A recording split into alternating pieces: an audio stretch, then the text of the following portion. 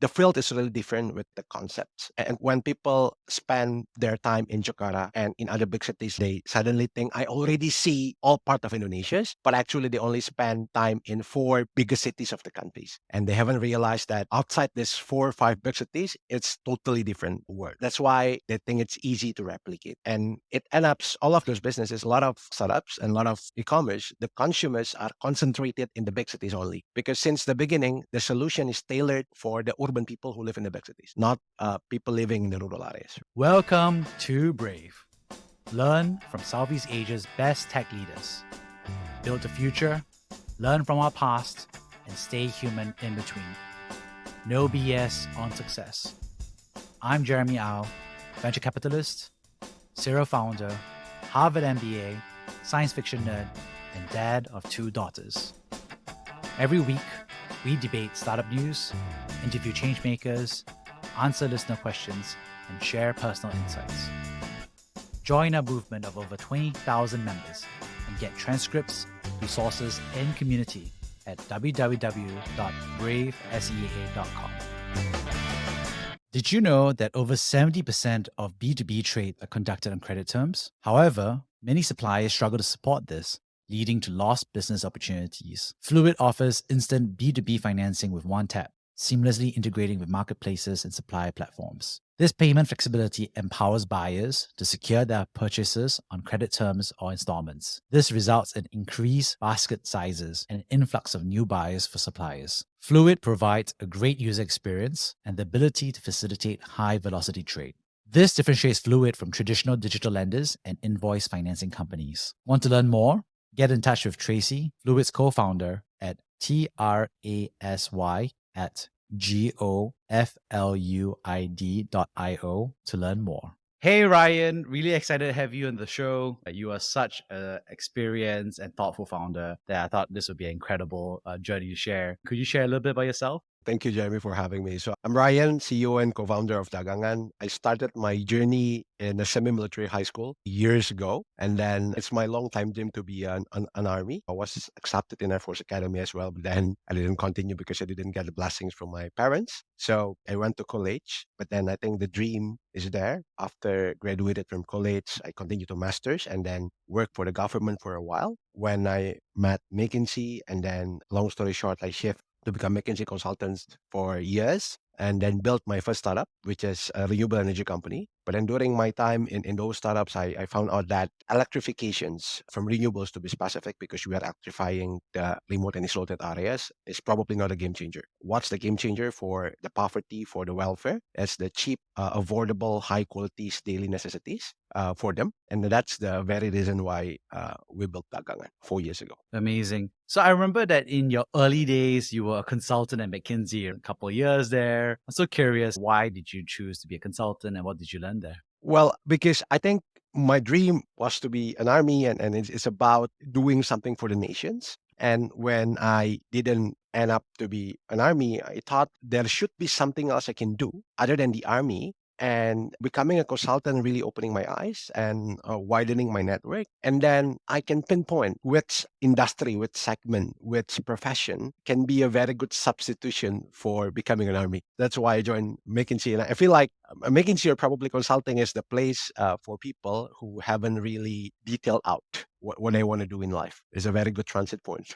Sounds like me as well. I was a consultant as well, Bain, and I had to figure it out from there. And so what's interesting is that then you chose to go from consulting and then you decided to eventually become a founder, right? So you described the problem and what you're trying to solve, but how did you decide? Was it like you wanted to become a founder first, or did you encounter the problem first? How did you get your way towards eventually founding a business? When I was in McKinsey, I know that to be able to deliver impact other than army and political, which is it's gonna take some time to be able to go to the politics, but the businesses are making impact. But you have to reach a point to be able to really drive the business to make the impact even more effective for the stakeholders. So if you join big companies, that is going to take time for you to be able to climb up those ladder and becoming the decision makers. So I think the fastest way is to build startups. That's why I jumped to be a founder right away after McKinsey. And that time I met stakeholders. They also have an interest when we do renewables. So I think it's a mutual interesting. Then we set up that company. Right. So, how did you encounter this problem? Were you seeing this in your McKinsey decks, tier one, tier two, tier three cities, those kind of slides? Or was it something that you're encountering yourself? How did you come about and think about the problem? I think it started from my government days. So when I worked for this ad hoc government body, I found out that there is a discrepancies, a super big, huge discrepancies between people living in the urban areas and people living in the rural areas. And that's the reason why after McKinsey, my first startup is to bring electrification to the rural areas. So I think rural areas was there since the beginning, since military day, government days. But then I found out that the best solution for them might not be energy. During my first startup, I found out that a lot of areas are electrified after we put solar energy working together with the industries, with the natural resources industries like plantation and mining. But then afterwards, the welfare of the communities are not really changing significantly. And then during those time, I learned that electricity is not a game changer. When I found out that a lot of daily necessities or staple foods are actually priced way higher, we're talking about 30, 40, 50% higher compared to the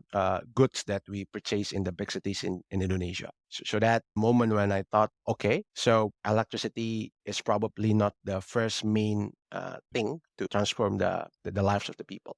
And that's the first moment I start thinking about democratizing the people in the rural areas so they can access the staple foods and daily necessities as cheap as we are who live in the urban areas. Right. And so, what is the problem of that? I mean, there's always differing levels of cost depending on how far you are, how far the supply chain is. So, why is that a problem from your perspective? So I think number one, of course, the fundamental problem is the infrastructure. So I think without infrastructure development, of course, the Dagangan business model will not work. But then since 10 years ago, infrastructure development was very massive, especially in Java and Sumatra, the two most populated islands in Indonesia. But then after those massive infrastructure development, nothing really changes. And then afterward, second thing we have to think about is even the infrastructures are massive, the supply chain is not optimized yet. And when we talk about the supply chain, it takes time for the brand to build the supply chain. So it ends up only the big brands, and I'm talking about only one or two big manufacturers that are able to reach rural easily. But then the problem is the other brands, like a lot of brands, are also willing to penetrate rural areas and they can provide better and cheaper goods, but they are not able to do it because they don't have representative, they don't have clarity, they don't have visibilities, they don't have arm and leg. And what we are doing is we are building all of them for these brands. So we are combining the concept of sub distributorship and group buying, and then we build the last mile capabilities as well. And we also provide them with visibility so they know their users, they know what products they have to develop. That's what we are doing. And then when we are doing that, suddenly we can make sure these products are available in the rural areas with the same price, because I think that's the ideas. Yeah. You mentioned that there was a lot of investment in Java and Sumatra. So obviously there are more areas. So for someone who's not familiar with Indonesia, how do you think about the different geography areas, obviously within Indonesia, but also how they differ in terms of infrastructure and supply chain? So when you go outside Java and Sumatra, you will find out the population is centralized in the capital city of the province. So by the way, Indonesia consists of 33 provinces, and every provinces have their own capital city. In Java, if you go outside the capital city of the province, you will still see a lot of people. And then you will see a lot of houses, a lot of even buildings located outside the capital city of the province in Java. But then if you go outside Java Island, you go to the Kalimantan Island, Sulawesi Island, or Papua Island, for example. When you go outside the capital city of the province, you will find out it's like totally different world. Like the distance between one house and another house is like kilometers, and then you will hardly see buildings. So I think that happens because the infrastructure's development in those islands is not as massive as Java yet. Another proof, for example, is if you're talking about train route in railways in Java, almost all of the cities are already connected with the train railways, but it's not happening in islands outside Java. However, even Java is already much more developed compared to other islands. The discrepancies I'm talking about is still happening. So I think in Java, the problem is no longer infrastructure development. It's about end-to-end supply chain platform that can connect the brands with the people that is living in the rural areas. And then for the other islands, I think once infrastructure is developing, which is happening right now, then the platform should follow as well. Because if not, infrastructure which is without this clean and integrated supply chain for rural areas are not. Yeah. I mean, infrastructure, of course, is very important. And that's a fundamental piece that where the politics and the local governance is making those investment decisions. But what's interesting is that you see a lot of startups are kind of like, I see a lot of startup decks and they put all 33 provinces and it feels very similar. They make it seem very simple. We're going to cover Java, Sumatra, and all of the other provinces in 3 years. And I'm like, whoa, that's a lot. So why do you think people don't understand the difference there? Well, I used to be in a semi-military high school, and in one of our activities is we went through jungles to visit people living in remote and isolated areas. I used to be in a renewable energy startup that focused on electrifying isolated areas, so I spent a lot of time there, days, probably weeks. So I know the field is really different with the concepts, and probably when people spend their time in Jakarta and in other big cities like Surabaya, Makassar, like Medan, and then they suddenly think, I already see all part of Indonesia, but actually they only spend time in four biggest cities of the countries. And they haven't realized that outside these 4 or 5 big cities, it's totally different world. So I think that's why probably they think it's easy to replicate. And the consequence is it ends up all of those businesses, a lot of startups and a lot of e-commerce, the consumers are concentrated in the big cities only. Because since the beginning, the solution is tailored for the urban people who live in the big cities, not people living in the rural areas. The simple example would be we who live in the cities can casually buy our daily necessities from e-commerce, from those existing solutions, because it's free shipping. But then if you live deep in the rural areas, for every 1 kilograms of goods, you have to pay $2 to $3. So if you are ordering 5 kilograms of rice from the platform, then you have to pay $15, which the price of the item itself is probably only $1.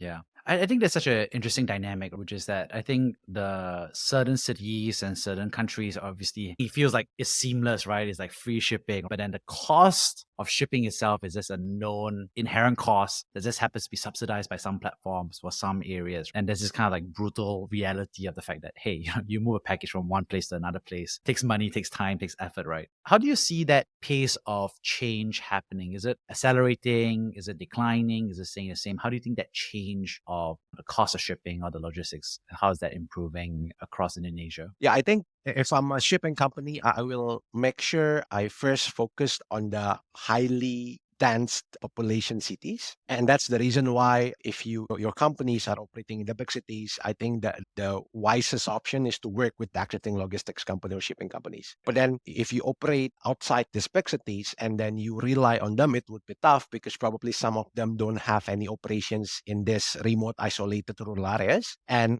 even some of them have, then they're going to charge you a very expensive cost. Then after they charge you a very expensive cost, then you have two options. Either you subsidize it, meaning it's very difficult for you to reach positive unit economics, or you shift it to your users, which most of them are middle people who live in the rural areas, which they end up not using your services. That's the complication happening right now. And I feel like it doesn't mean there is no solution because, like what I mentioned previously, a lot of brands are actually targeting the people in the rural areas and they already have kind of the existing distributorship in the big cities. What they cannot do is covering the last mile, which is from those big cities to the rural areas. So instead of you try to solve all of the shipping problems only with the shipping companies, you probably want to work with the existing distributors of the brand as well. So they can help you cover the first mile and mid mile, and you can focus on the last mile delivery only. That's why we built Hub and Spoke, because the idea of Hub and Spoke is taking care of the last mile, and then the first mile and mid mile will be covered by the manufacturers, the brands, and the distributors. How do you think about the different steps of that? Because in some obviously dense areas, that chain of handoff to one another is pretty short. But obviously, across these different provinces, province to province, and then city to city, how long and how complicated do you think this chain becomes for those who aren't familiar with supply chains? So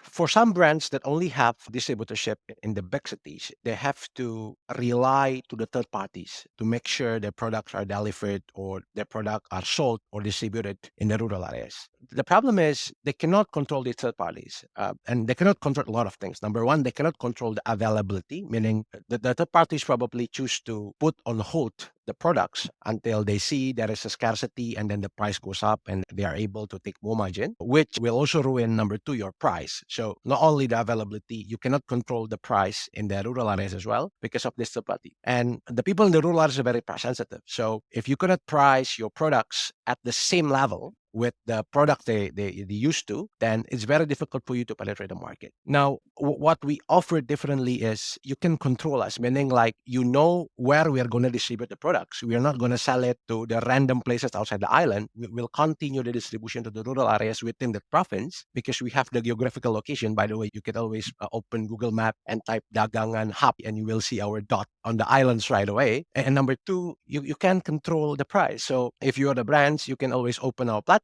We give you special access, and then you put the price of your products that you want to sell through our platform. So you type in the price yourself, so you can control it. And on top of it, even with some brands, we give you even more data. So we will let you know who are the buyers and what products they are buying other than your products. And you can start think of the profile and then what kind of product you should develop and what kind of promotion campaign programs you probably want to launch. And it is very hyper local, meaning it's not like one data, but it's a compilation of data coming from different regions that we serve. Well, now we're talking about Dagangan, but you're building out hubs. Aren't hubs expensive? Aren't they capital intensive? What's the point of building a hub anyway? Can't we just share it with somebody else? Can't we just trade? Why are we setting up these hubs? What is the point of these hubs anyway? Well, so hubs is simply a micro fulfillment center. So it's a depot, and from where we will deliver the products to our users. And for our suppliers and for our distributors that we work with,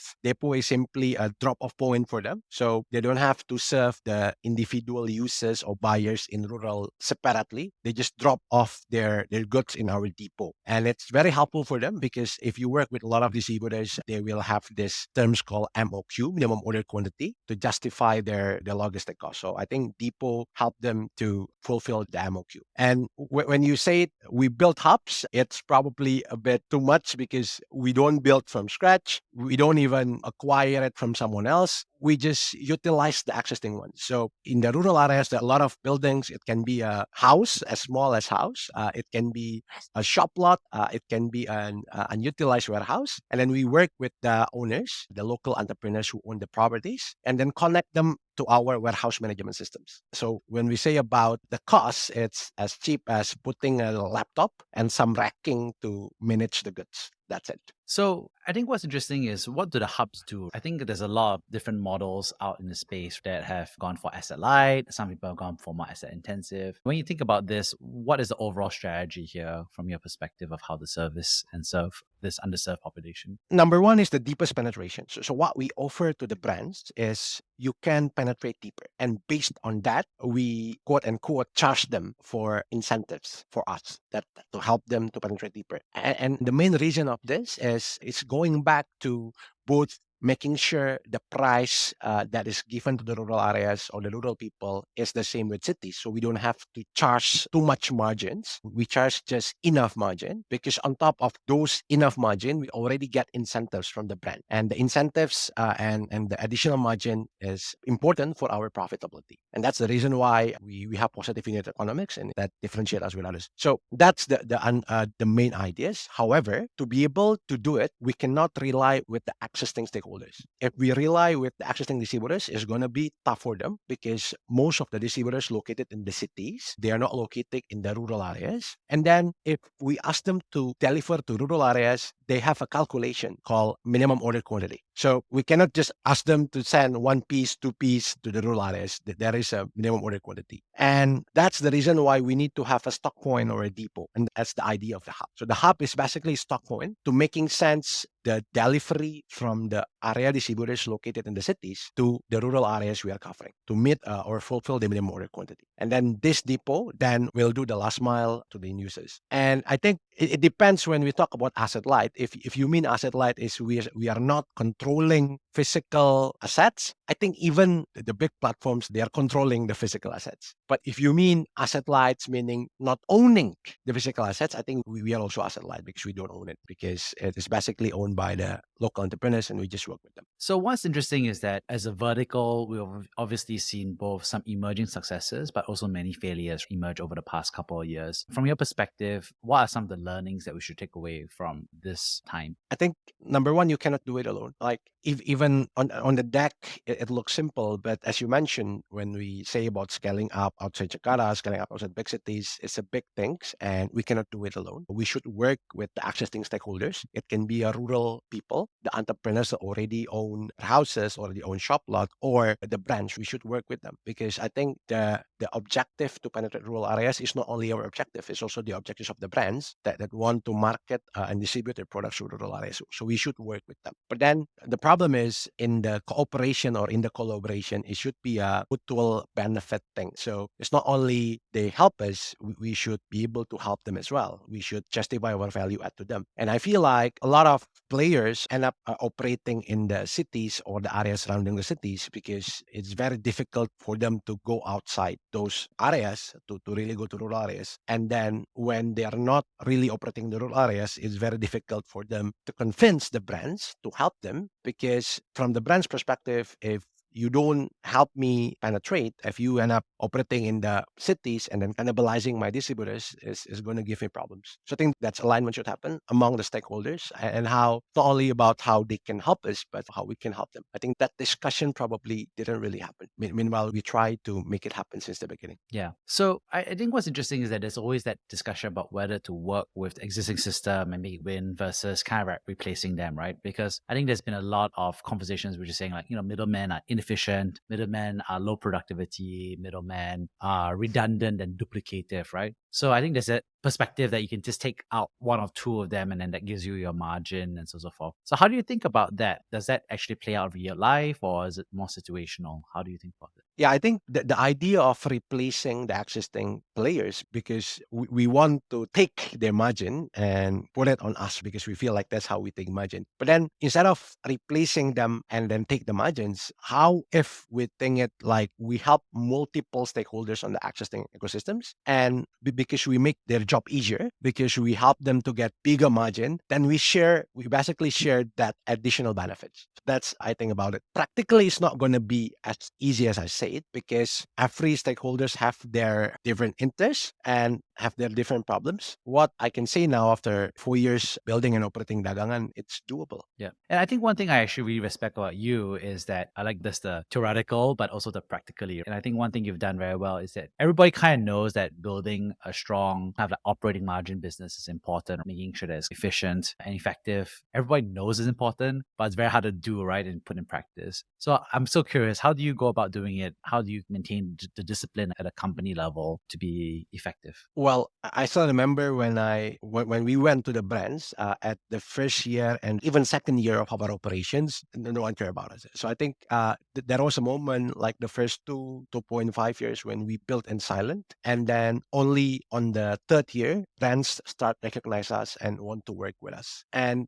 during the first 2-3 years, we felt like probably we did something wrong, probably we didn't do it the right way. But sometime even we do the right thing with the right method, we just need to wait until we can really see the result kick in and until we can really see other people are convinced by it. I think there is a delay and lag time of those mechanisms. So before rushing to changing the method, changing the objective, changing the way, why don't we wait for a while and see and making sure whether we are doing it in the right way or not? Right. And as you scale the operations, I think a lot of companies, as we've seen in the space, unfortunately have become very capital inefficient. So you must end up burning a lot of money. But for yourself, you've been able to maintain that operational discipline. So as a leader, what do you need to do in order to make sure that you're on the right track? Well, to start with, by now we have covered 20,000 villages in 40 districts in 5 provinces in Java Island. And then we serve 30,000 active users and also serve 100 brands. And all of this happened with the amount of funding that probably one of the least in the sector. So I think convincing the team to focus on the right metrics is very important. Some founders of the startup or some team will probably focus on the funding amount as the thing that defines their success. Or some of them will think revenue growth is something that define their success. For us, I think it's only two. Number one is profitability because we have to be responsible to our investors.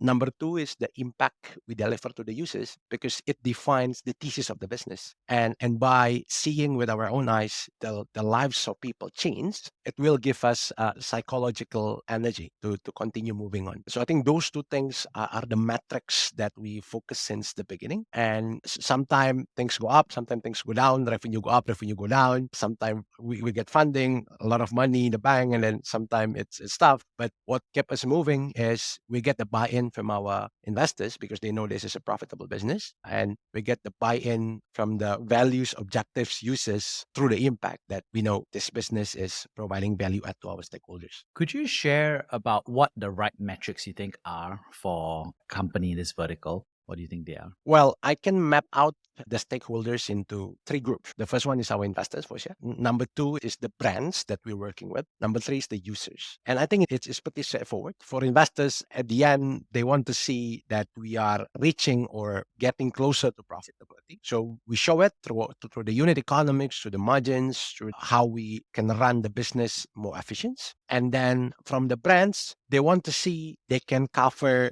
bigger areas. They can cover more provinces, more villages. They have more outlets that buy from them. They have more products that is delivered. So I think those things we always update the brands we work with and we monitor it closely. And for our users, there are always stories that encourage us, like some of the users can increase their revenue from 500,000 rupiah, around 30 bucks, to 2 million, around 150 bucks. So it's like a 2 to 3 times increase. And some of them, when we start serving them, they only selling from their living room. And then after 3 years working with us, some of them able to not only rent, but buy another building for their own stores and selling more things. That things, we don't really measure it for every single users, but typically we take some samples and see their journey after working with us. And it is very fulfilling. Yeah. Talking about fulfilling, could you share about a time that you personally have been brave? Well, the moment when I left my first startup to second startup is the first moment that I think I was brave, because the first startup is supported by conglomerates, and then I think it's already becoming a big businesses we start acquiring. But because I feel like this is not a game changer for the rural areas, I need to move on to the game changer, because probably I will regret in the rest of my life if I didn't do it. So I did it, and during that moment, I just recently married, and my wife just gave birth. So a lot of questions, how if it's not succeeding, and a lot of things. But I think I say to my wife, rather than regretting in the rest of my life, and I also don't want to blame it on her later on if I didn't make this decision. And she understood, and then we agreed to move on. It was tough at the beginning, but then I thank her because she's supportive. It ends up and pursue my long-term vision and passion to serve the rural areas. I really provide a game changer for their welfare. So I think that's the moment that I feel brave. And I think during that moment as well, I learned that projecting the worst case possible and communicating it to my significant others, which is my main stakeholders that time, is very important. And we plan out if that really happened, then what we're going to do. And if we don't take the steps, which is like I stay in that company, I probably end up never make any effort to build Dagangan, then what's just going to happen is probably worse to our relationship. Financially, probably good, but then it's not really good for the relationship. So I think that's the first moment. The second one, probably when we define Dagangan, because I think back then in the startup world, people try to mimicking the story from the successful startup outside Indonesia and bringing it to Indonesia. So during that moment, a lot of people are asking, is Dagangan is a B2B commerce? Is Dagangan is a social commerce? We sometimes fell to that trap to also mimic the story from successful startups by saying ourselves B2B commerce or social commerce. But then in the last 1.5 years, we clearly declare we are different. We're not one of them. We are rural commerce. It's not easy because it's going to take us more time to explain to the potential investors and to people. But then we have to stay true with who we are. So I'd love to hear a little bit more first about, you mentioned about having to have those conversations with a significant other. And you said that you structured the worst case scenario, you communicated that. So how would you advise somebody who's thinking about being a founder, but also has big personal family commitments and a loved one? How would you advise that person to structure that conversation or get ready for that conversation? I think number one is to measuring how important it is for you to pursue your dream. How significant is it for your life? And what is going to happen if you choose to not pursuing it? Can you imagine your life without pursuing that dream? So I think sometimes we say something is a dream, meanwhile it's not really our dream. We're just mimicking others. We're just jealous with our friends who are doing startup, but it's not really our dream. So I think that's why the conversation cannot happen, because it's not your dream. And if it's really your dream, then you can feel it and you can imagine it if you end up spending the rest of your life without really doing anything about it. However, if it's your dream and you can imagine how miserable your life is if you don't do anything about it, then I think it's going to be easier for you to share your feelings to your significant others. And I think if you're transparent enough with them, it should not be the first time they heard it from you, because you probably talk about it during your date or first meeting.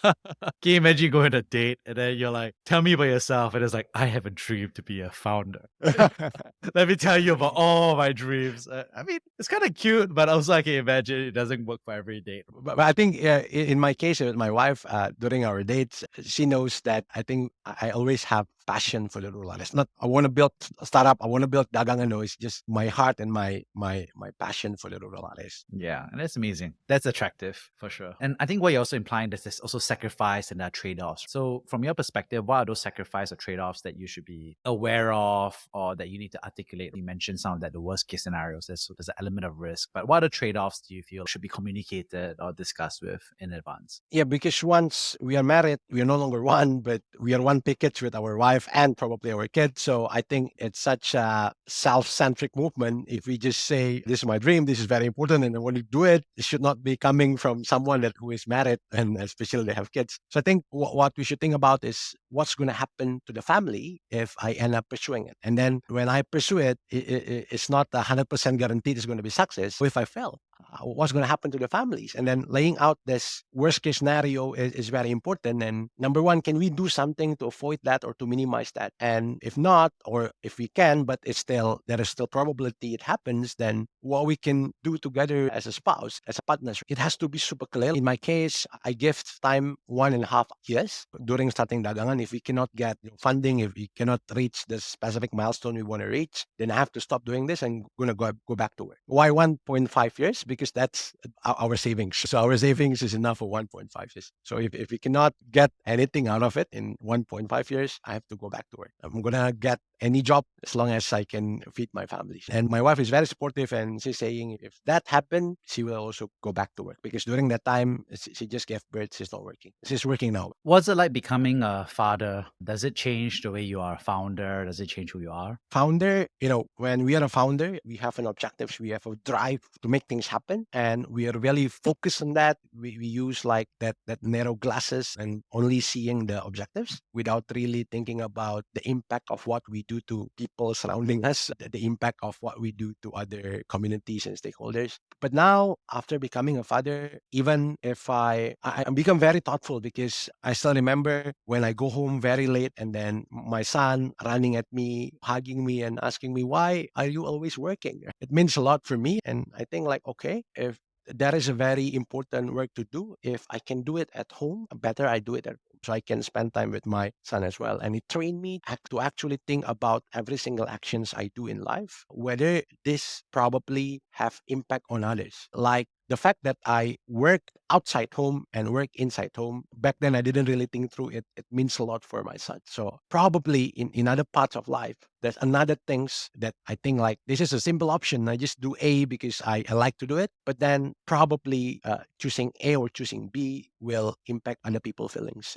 And now I learned to be more thoughtful about it. Oh, thank you so much, Ryan, for sharing. I really enjoyed what you shared. I think there are three big key takeaways I got from this conversation. First of all, thank you so much for sharing about Indonesia and infrastructure and the supply chain. I thought that was a masterclass for someone who's not familiar with Indonesia as a market, but especially the deeper structural aspects of it, about not just Java and Sumatra, but also how to think about the 33 provinces and how the cities and rural areas interact with one another. I think that was a really fascinating conversation, not just of the chain, but also the problems faced by the middlemen as well as customers as a result. The second thing that I really enjoyed was you sharing about what makes Dagangan different. I think I've definitely seen you operate that, and it's so nice to hear you share it in your own words about what you're doing differently, which is in terms of your approach to work with the supply chain to make sure it's win, to really be focused on operational efficiency, but also thinking through deeply about the metrics that's needed for investors, but also for your customers as well as your suppliers and brands. So I thought it was really interesting to have that conversation. And I also appreciate what you shared about following the trend around social commerce, but being able to say, hey, we're willing to do the hard work here and, take the work of educating investors about what that means. Lastly, thank you so much for sharing about your own personal experience being a founder. I love that journey, obviously, of being a McKinsey consultant, but how I think underlying all of that was your passion for rural areas, for improving the country, no matter what domain it is. And I thought it was interesting to hear about how you built your first company and then it was taking off and you said, I want to build a second one with a different approach. And I really appreciated throughout this, you talking through how you approach that conversation with your family and your pregnant wife. I can imagine it's super difficult. I mean, I have had that conversation with my pregnant wife and my decision was to stop being a founder. So I think you went the braver path than me. So I really appreciate you sharing all of that. On that note, thank you so much, Ryan, for sharing your journey. Thanks, Jeremy, for having me during your weekend. Say hi and also sorry to your family because I'm taking some of your time. Thank you for listening to Brave.